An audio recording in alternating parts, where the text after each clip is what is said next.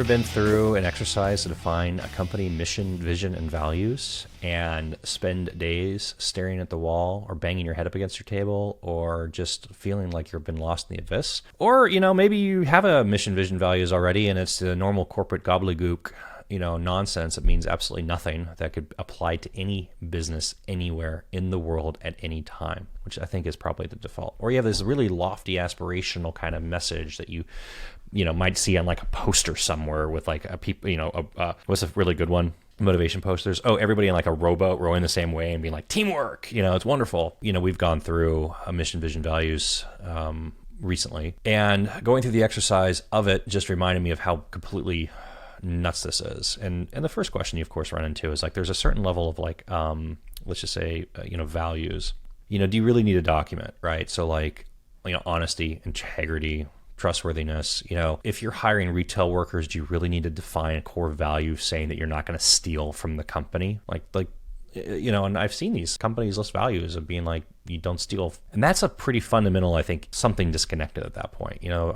I do believe that there is a fair amount of like table stakes of like baseline integrity and like, value, like you're going to be nice to people. Do you need to define this in your company values? Like we're nice to people. What industry are you in that you're defining your value as we need to be nice to people? So what helped us go through this exercise was redefining values, not as something that was like this aspirational, like this is what we're trying to, achieve, but more defining values as something that you would be offended if somebody accused you of not doing. Right. So like if somebody accused me of, I'm an Eagle Scout, right? So from my oldest son is now a Tiger Cub Scout. So I'm going through it with him and we're practicing, we're talking about the Scout, the motto and the oath and the law and what that actually means. And, he's 6 years old and I started this as well as 6 years old. I'm much older than 6 at this point, but I've lived my entire life, my entire conscious life with this like base framework of things being bred into me, Boy Scout mottos, be prepared, right? Like I cannot, like if I am going somewhere and I don't feel like I'm equipped to handle and to deal with different potential situations, like I feel very uncomfortable. Like it's a big problem for me.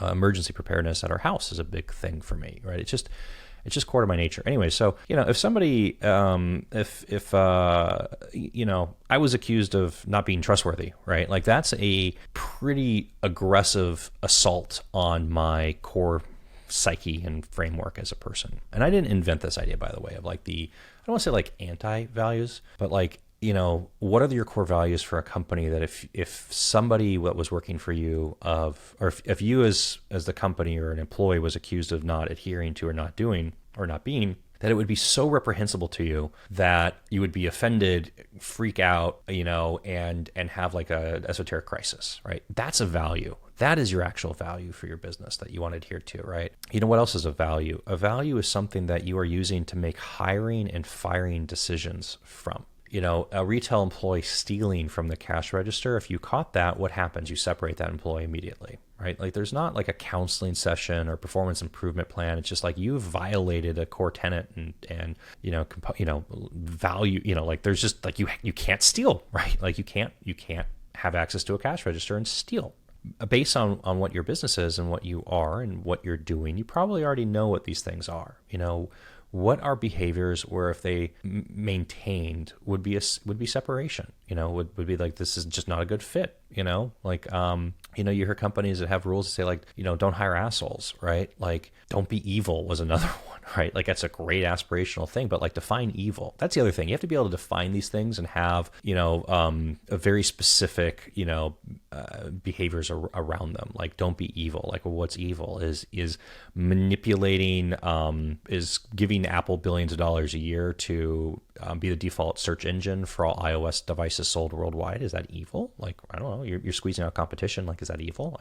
So they need to be specific and they need to elicit a response from you that if you don't adhere to them, if somebody accuses you of not adhering to them, or if you find an employee that doesn't live by that it is a simple, easy, like, employee research. Oh, we're going through and we're reviewing Bob's performance, and Bob's a great worker, but he, there's just this one thing, and he does like blah blah blah blah blah, And like that should just be like, nope, you don't meet our core values. Like you shouldn't work here. It's another place. They'll be a better fit for you. And we're just not it. Your mission should be aspirational. Your vision needs to be specific. Where are you actually going? What are you trying to get to? The reason why your vision needs to be specific is you need to be able to make decisions based on whether or not it actually achieves your vision, right? And you can go through different exercises and you can use EOS, you can use scaling up, you can use OKRs, you can do vivid vision, you can do a bunch of different things, and you can talk about it from like, do you have a 10-year, 3-year, 1 year, what are your quarters? And the whole exercise and the idea behind this is just more like when you wake up in the morning or when your team wakes up in the morning and they say, okay, what do we need to do today? What do we need to do this week? What needs to happen this month? What needs to happen this quarter? If you don't have a vision in some place that you're tracking to, you're not going to get there. And I didn't mute my devices this morning, so that's the output, right? So anyways, mission should be aspirational. Vision should be clear.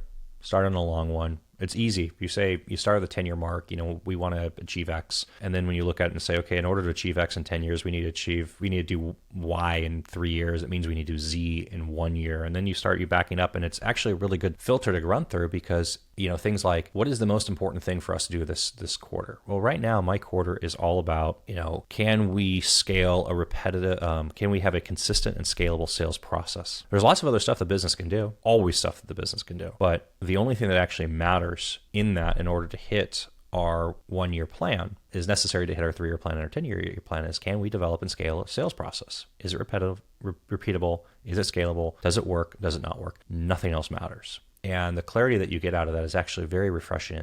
It helps also as an entrepreneur, as a founder, it helps deal with the the impossibleness of what you're trying to achieve and the dread that comes in if you have really concrete goals. Like in 90 days, we need to have this done. And maybe you hit it in 90 days, maybe you don't hit it. Maybe it takes you 2 quarters to do it. That's fine. But as long as you know what that actual thing is that you need to do, and you're going to that. And I mean, OKRs, again, I don't care what system you're on. Pick a system, adhere to the system. The system is just about communication to your team and whether you have a process you're following to create and communicate that system. So the whole point of all this, again, was really about values. Your values should be, let's call it anti-behaviors, and you should be able to really identify that, like this is the behavior and this is the standard. And if the standard is not met or the behavior is not there, this is not an employment decision that should continue, right?